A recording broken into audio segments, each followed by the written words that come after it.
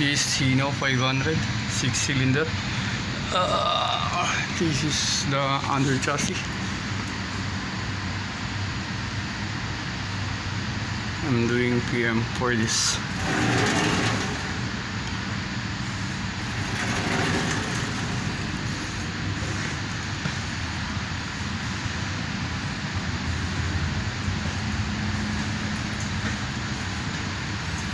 We use this truck for fueling.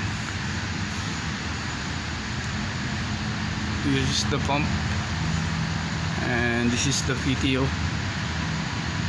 This is a conversion of pneumatic and hydraulic for the brake and clutch.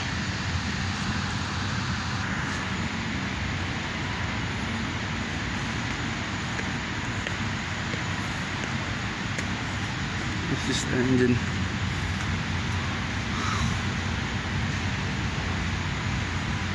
This 6-cylinder.